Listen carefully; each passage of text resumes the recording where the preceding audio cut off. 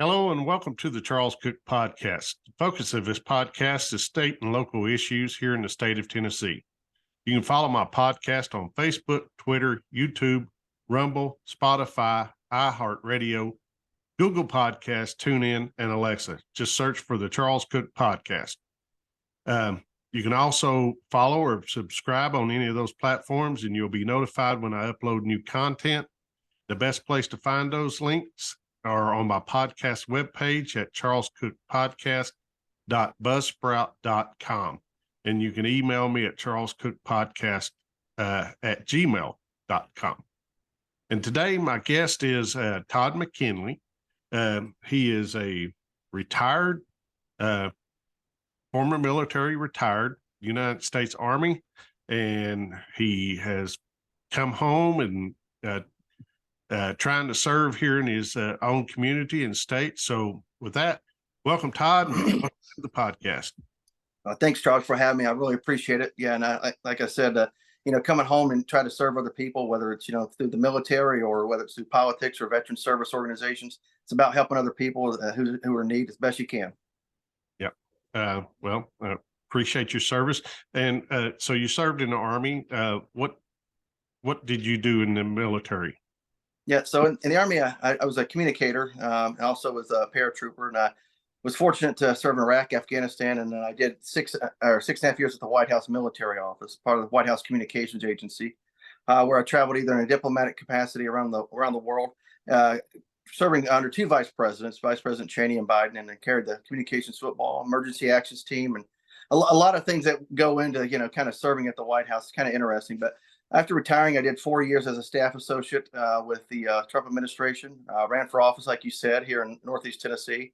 I've been active in politics as well. I'm on the Sullivan County Executive Committee here in Northeast Tennessee. Yeah.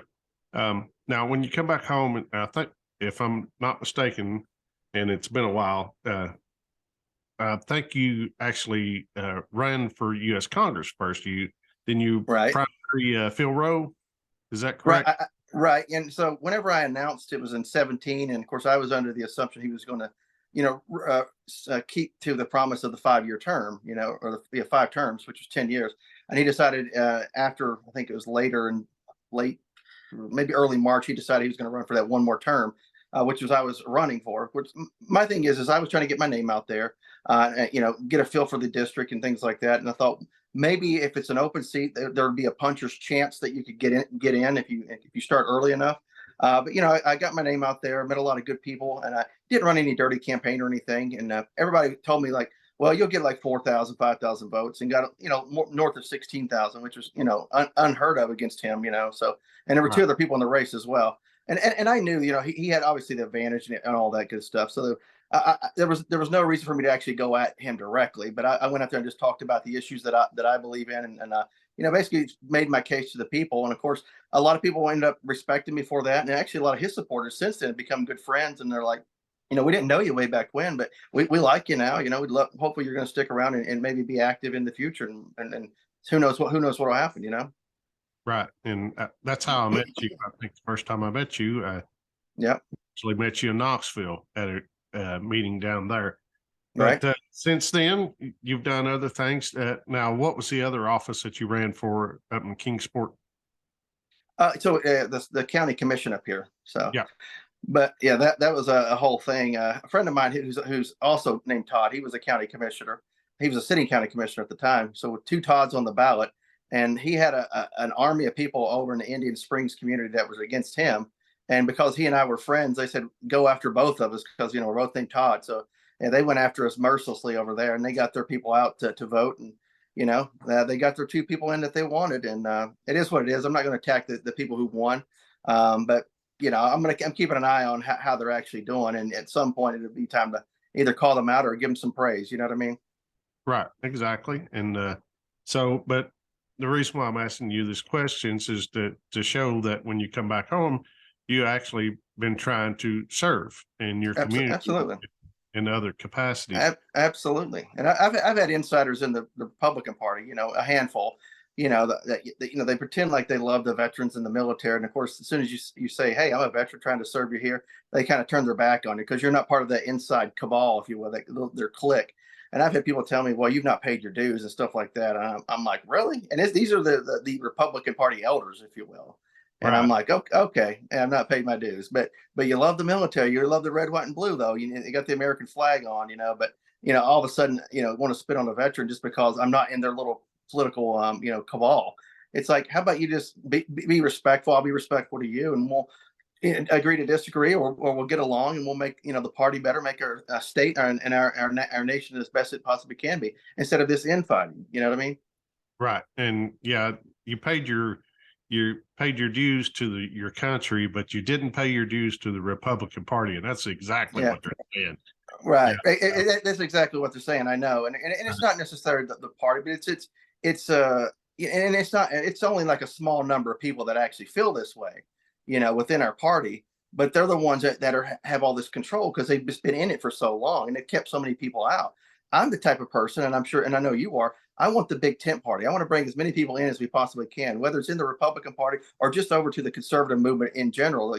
People who love life, liberty, and the pursuit of happiness, love the Constitution. You don't necessarily have to join the Republican Party, but hey, let's be on the right side of these issues, if you will. And by right side, I mean, politically right. Yeah, absolutely.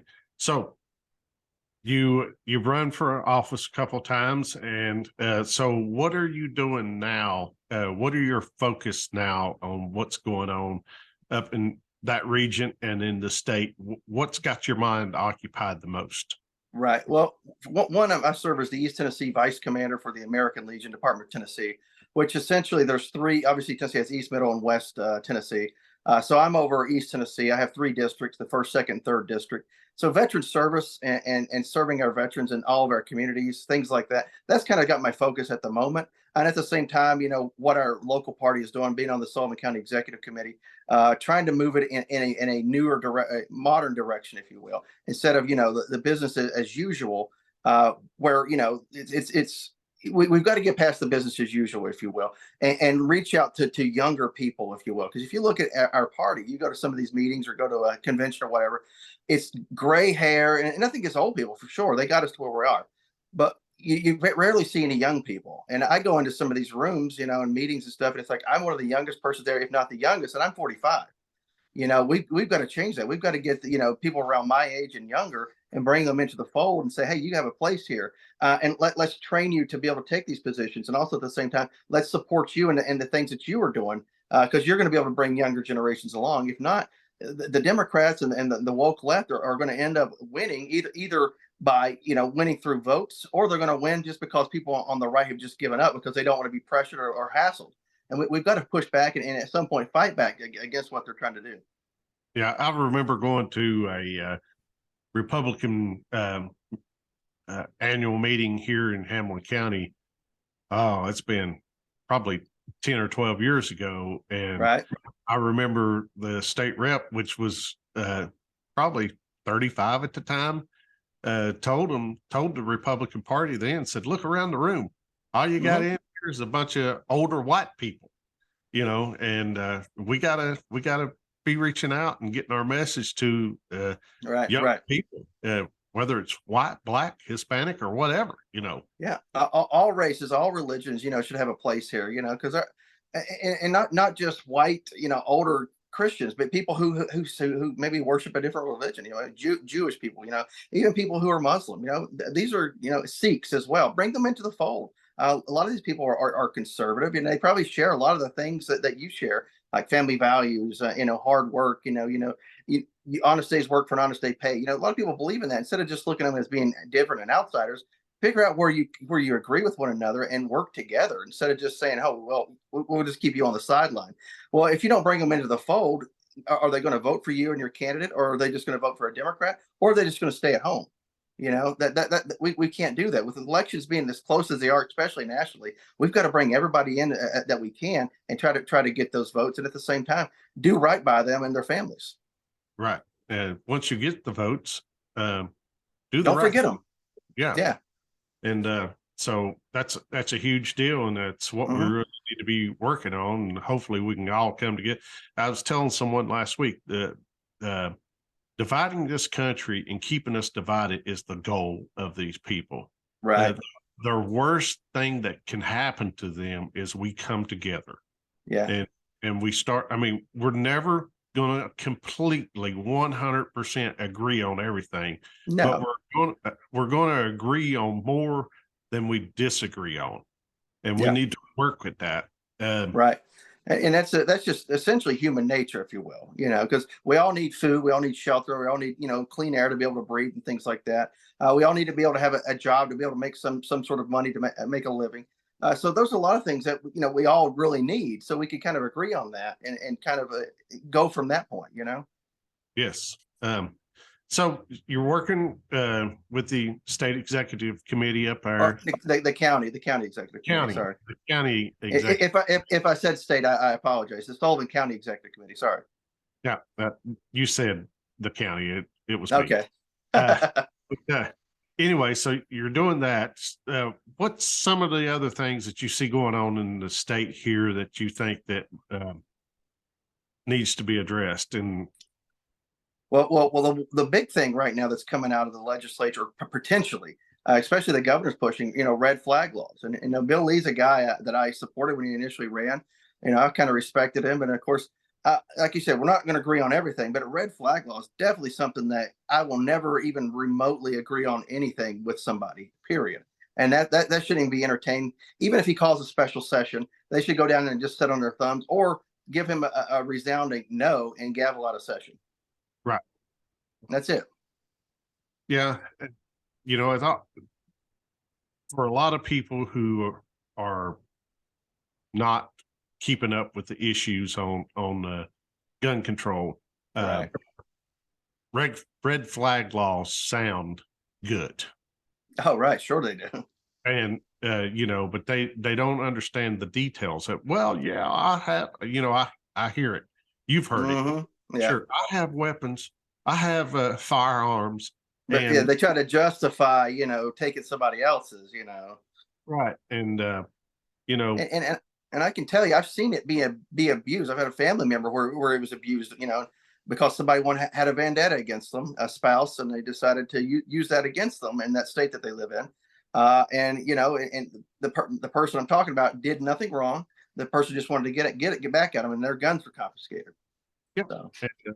I actually had mentioned this on another podcast that I did yesterday when we were kind of talking about the issue of red flag gun laws. Is it's not even always about me. Right. It could be a son or daughter. It could be a spouse that went to the doctor and got prescribed some medicine, and the doctor throws up a red flag, contacts the police department, and next thing you know, even though I'm a responsible gun owner, they come in and take the weapons out of the home because that person lives here. Right. And, I've lost my right to keep and bear arms simply because of something like that. Right. And then of course coming to your house, whenever you've done nothing, not serving any sort of real warrant or anything like that, not saying you've committed any crime or they're not doing any legal search. It's extrajudicial is really what it is. Because I don't think they would have went to any judge that says, yeah, go get those guns. There's a real reason. They're coming into your house and stealing from you, basically. And at the same time, you think about civil asset forfeiture, you could tie that into it as well. It's kind of like that, So now you have to prove somehow that you're innocent, that your weapons are innocent, or the person who, maybe went to the doctor, like you said, isn't a threat to anybody. And now all of a sudden you spent tens of thousands of dollars just to try to defend yourself, if you will. And of course, and it's needless. Yep. And just like you were saying with the veteran services and stuff, how many combat vets do we know that have been to combat and come home with some kind of PTSD? Not even combat vets. I mean, we can even talk police officers and firefighters and stuff where they have some issues through their service. Right. And then, somebody throws up a red flag and they've done nothing wrong. And they're at risk of, so here's the downside of that. If I'm having issues and I'm thinking about seeking help, now do I not seek help? Right. Because I'm afraid I will lose my firearms over it. Yeah, and it exacerbates the situation. Somebody who truly has mental problems, if you will, and I'm not saying to try to sound funny, but somebody that say maybe has social anxiety or whatever, just needs something, some little help. Next thing you know, they throw on some medications and they say, well, they could be a threat to themselves or whatever, and so they don't go seek help. And next thing you know, that problem doesn't get dealt with, and it turns into more problems, and then they end up doing something, hurt themselves or somebody else. Right. You know. And and then you have that situation, but then you look at the other side of it, where you have in these places with these liberal DAs, where Hmm. somebody has committed a violent offense, and then they are arrested, but the DA drops the charges, and Yeah. those type of people are the ones that's able to access weapons, firearms, when the person who have served and or been good citizens, whether they've been in the military or police department or whatever, as long as they've not been in no kind of trouble whatsoever, they can't have weapons. But someone who has been arrested for several assaults, and then the DA has dropped charges on them, and those folks are fall through the cracks, and then one Yeah. day ends up killing someone. Right. Absolutely. Yeah, you're doggone right. And a prime example of that is someone who has had several arrests for assault is now elected a state representative in Nashville. Hmm. You know, Justin Jones Right. had arrests for assault and charges dropped, and this guy is serving this on the state legislature now. Of course. You know, You know, like even on say our side, the Republican side, we've got to at the same time call out our own legislators who are doing us a disservice or who've been camped out in Nashville for way too long, so stroking their own ego. But it's going to require people to get involved to get those people out. But how do you convince people to try to get involved, if you will? There's such apathy in our country. right. Oh, I agree. But well, it's what we're doing right now is talking about the issues on Right. here that we can share with folks that we just know the media will not share. No, of course not. They won't talk about these issues, but we can. And so I think, do you do like something like Todd McKinley commentary, or do you do a radio Yeah. or something like that? Yeah, so I've got a weekly radio show. It's 7 to 9 Eastern every Wednesday night. I got two co-hosts. One sits in the studio in Nashville, New Hampshire, and another's out of Central PA, Colonel Chris White, retired Army Intel Colonel. So we do called the Common Sense Conservatives. And of course, I do Todd McKinley commentary, was where I was doing a lot of interviews with people, local, state, and some national people, just doing interviews, especially people running for office. But I haven't done a lot of interviews as of late, but I do what I call Todd Talk. So 10 to 15 minutes of, just, things that are on my mind, at the time. And I'm trying to put one of those out every week or so. So I'm trying to do that. And, in the middle of doing veteran service and anything else I've got going on. Yeah. So what stations could someone find this? So the station is out in Nashville, New Hampshire. So down here, you're not going to find it, but you can go to the website wsmn.live and you can catch the streaming right there. And of course, we have it on social media, Facebook. It's on a number of podcasts, and of course, you can just go to my website toddmckinley.com, and you go to media and you can see all the links for the radio show and anything else I've got going on there. So they could follow all of that on your website. Right. Yeah. Correct. Cool. So I guess it's just national topics for the week or something most of the time. Well, we actually, sometimes I'll bring on guests that are local. I had David Seal, the Jefferson County chairman, on this last show, and of course that was his second time on. The show before that, we had the former national YR chairman, who's just out of Tennessee, down in Maryville. So I had him on. And of course, I've had several other people on. Of course, we had national figures as well. General Don Bolduc, who ran for the Senate in New Hampshire. So people running for office across the country, just to bring on different views and so we can discuss what's going on in different parts of the country. So we talk about, local, state and national, by state, I mean Tennessee, Pennsylvania, and New Hampshire. And then of course, what's going on here in this area. And of course, nationally is the biggest thing that we talk about. And at the same time, international politics as well, since, the colonel has served overseas for many, many years and, several embassies. And I've been, traveled as a diplomatic in a diplomatic capacity and as an official capacity with the White House. So we talk about a lot of stuff internationally as well. Yeah. Cool.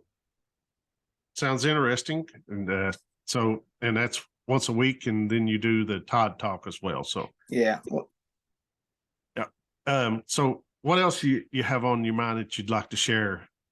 Well, so I really want to try to figure a way to get more people involved. In Sullivan County alone, our last election, in August of 2022, which was the general election, it was the was it the state and federal primary, and of course it was the local general election, and we had a number of contested elections. We had our county trustee, our county mayor was a contested election. Only 8,000 and I think 82 people showed up to vote. And then the mayoral race boiled down to, I think, 250 some votes out of a county with 118,000 some odd registered voters. You think about that. 110,000 some odd people didn't show up to vote. Yeah. And in the primaries, which was the May primary, which was a local primary, only 13,000 people showed up countywide. Which it's abysmal.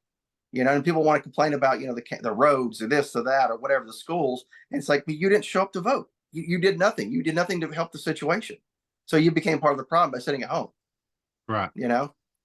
Well, so and a lot of the best candidates, especially some local offices, don't really win these offices sometimes because of apathy, the way that is.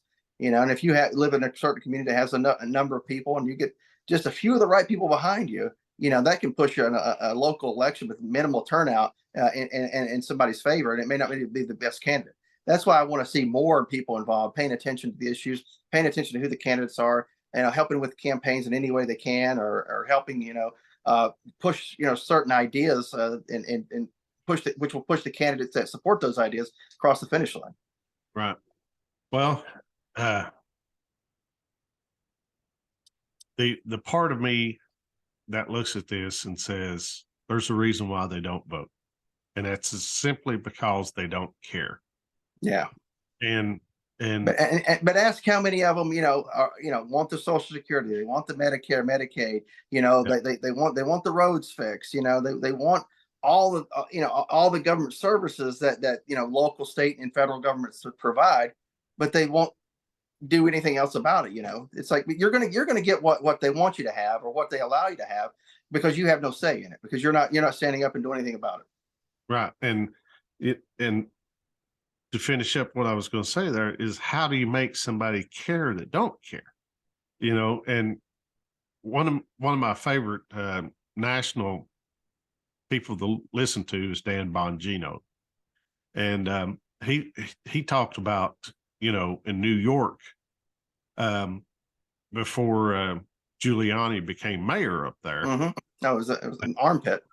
Yeah. And that's what he's, Dan talks about is, how bad does it have to get before people care?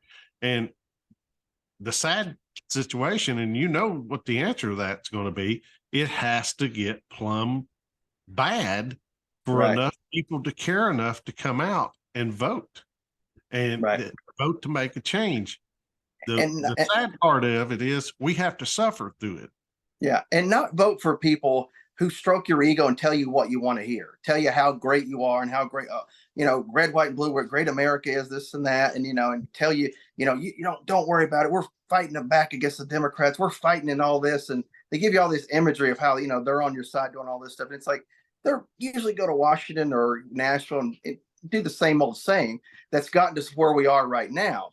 It's like, we've got to, basically unelect some of these people that have been around for so doggone long, or the same types of people, that come out of these political factions at, at the local level or state level, whatever, that aren't going to do anything different than their predecessors, because they come out of that same clique.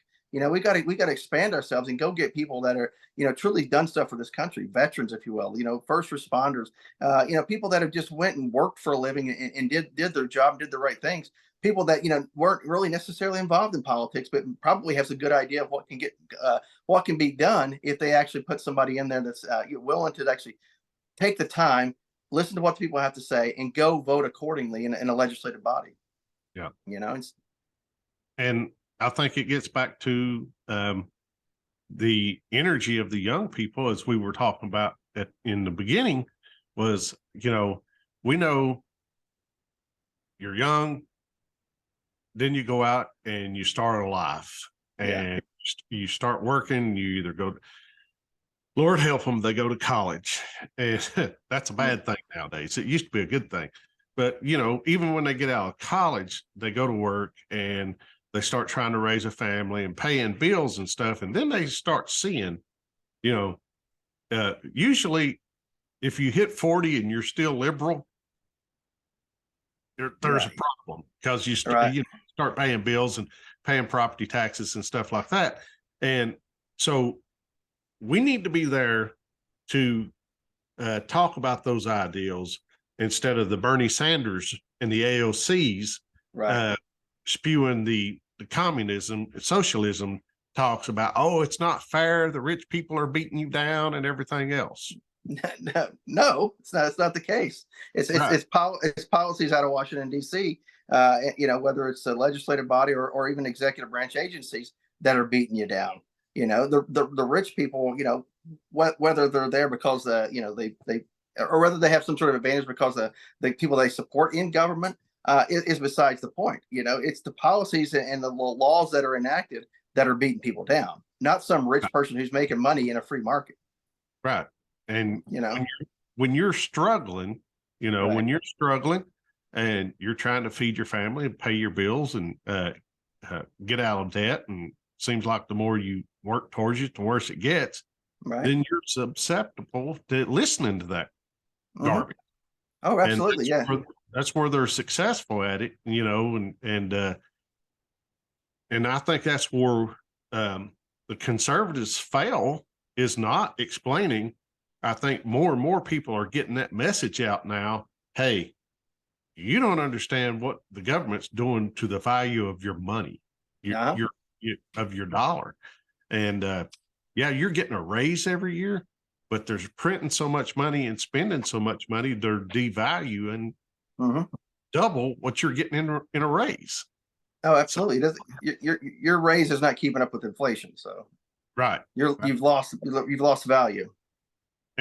And to be honest with you, it benefits the corporations as well. No, absolutely. Corporate welfare, and of course, individual welfare. Of course, both can game the system just the same. Right.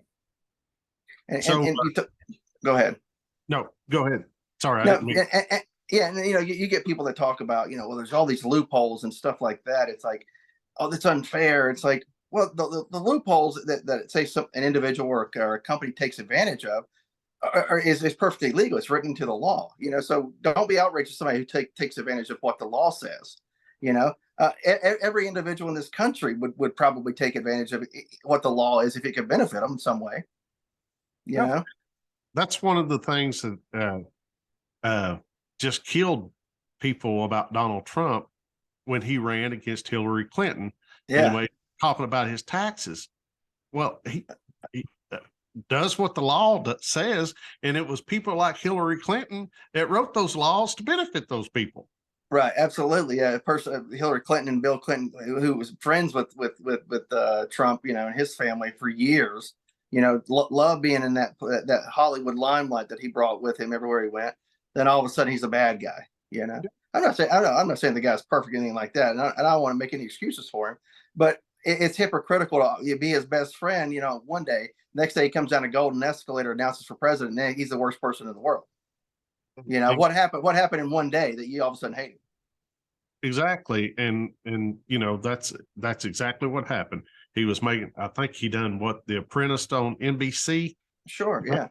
#1 program, making tons of money for him and everything. And as soon as he decided to run for president, you seen how the Hollywood and the media and everything turned on him, and they loved him to that point. And and I thought that I believe they thought that he there was no way he would win, and they loved it up until the point that they were like, oh, he could actually win this thing. Right. Then it's when it went south. Because you had people on the right who either have never voted or rarely vote, or or just independent voters, if you will, that flock to the message and push him over the top.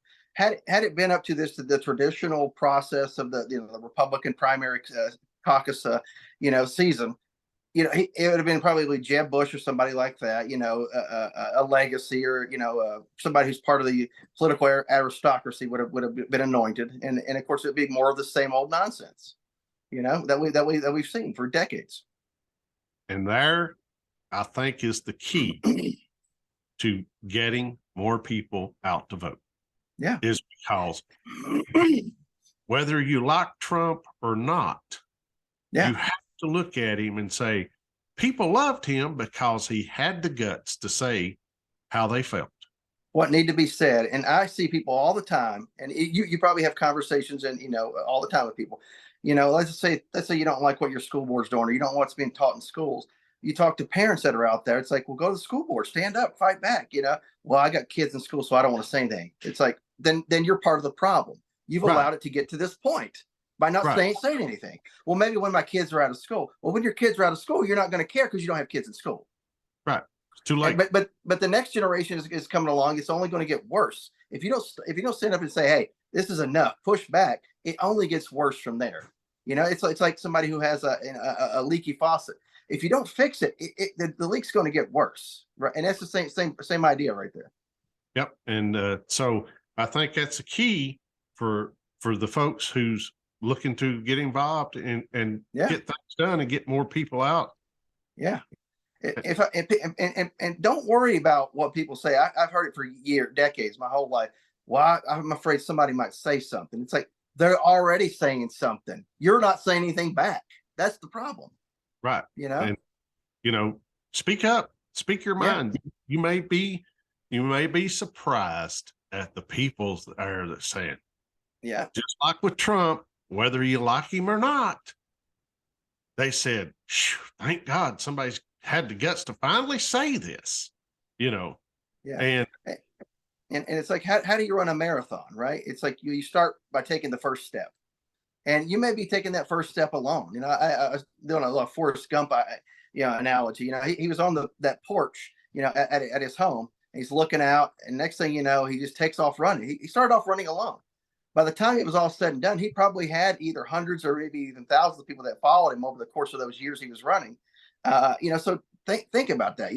If you speak clearly, you have facts on your side, you're logical, and you know what the issue is that you're trying to fix, or issues, people will eventually gravitate to you and try to help you to get something solved.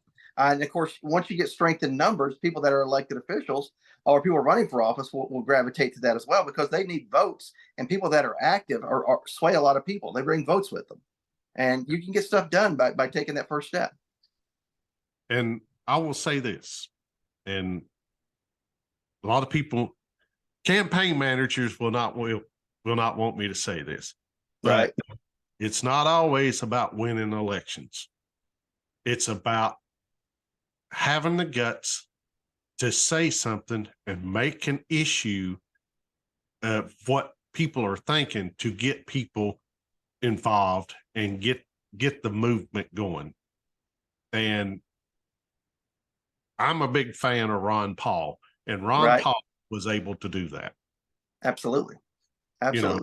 And did he win? No, but he was able to get the conversation started and get a movement going. Oh, absolutely. A liberty movement. And we need more people involved in that, and people to realize that, and I always take Calvin Coolidge's quote, all liberty is individual liberty. There's no collective liberty or anything like that. It's individual liberty, period. And people, you watch the Star Trek and it says that needs of the many outweigh the needs of the few. I'm like, no, the needs of the individuals is what matters. Not just the collective. And we can't do that. We can't go along to get along. Everybody should be able to run their lives the way they see fit, and live their life as long as they're not harming other people and infringing on anybody else's life, and liberty and happiness, all that good stuff. Leave people the heck alone. Allow them to go out and prosper as best they can. Yep.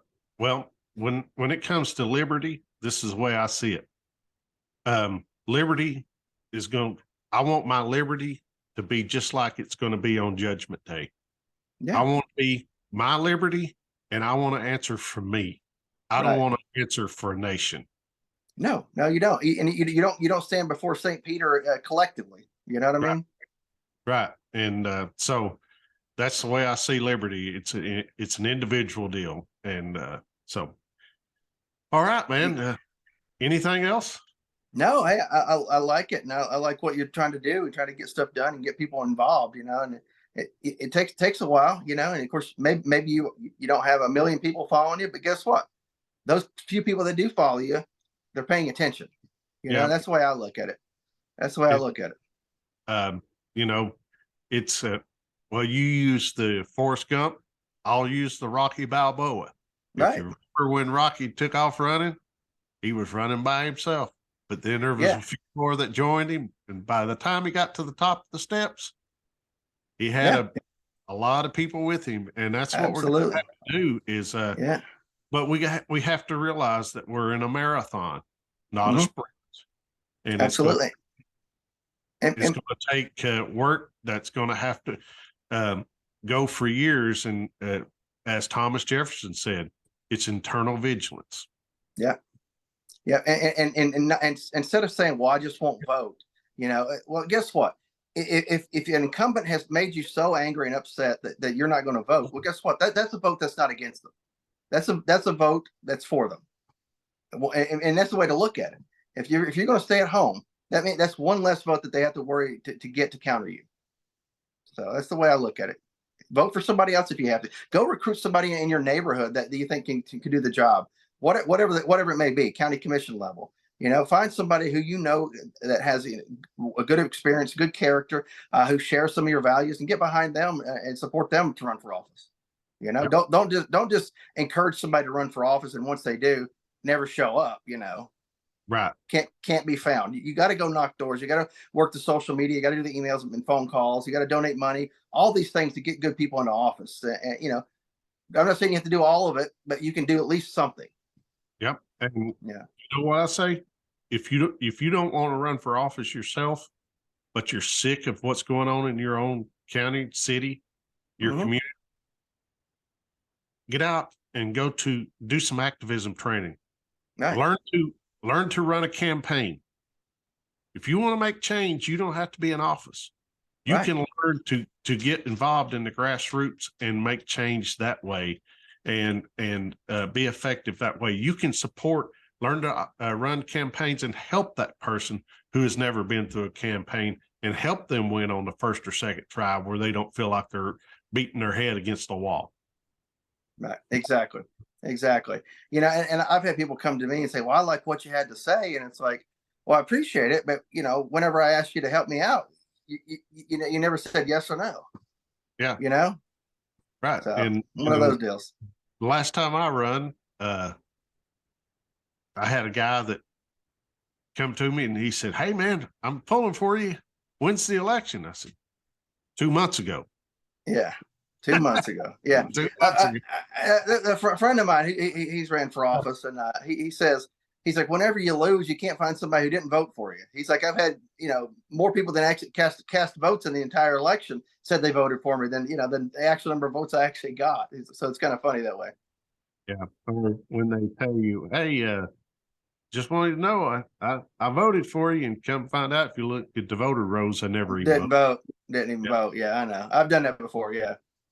All right. Well, Todd, I'm glad you joined me today, and I think it's a good conversation, and a little bit of hearing this and that on a few different topics, and glad that you're still involved and haven't crawled in a hole. I don't think you're going to do that. No. You spent your whole adult life serving and everything, so I'm glad you're still doing that and everything. But and please do stay involved, and feel free to holler at me and come back on and join me again. Absolutely. I appreciate it. I will. I appreciate you, brother. All right. You're welcome, and glad to have you. And with that, I say y'all have a blessed day, and thank you for joining us and watching. And if you get a chance, look Todd up online, and give that web address one more time, Todd. Yeah, ToddMcKinley.com, ToddMckinley.com. All right. Good deal. Look him up and follow him there. All right. Y'all have a blessed day, and we'll catch you again on the next podcast. Bye-bye.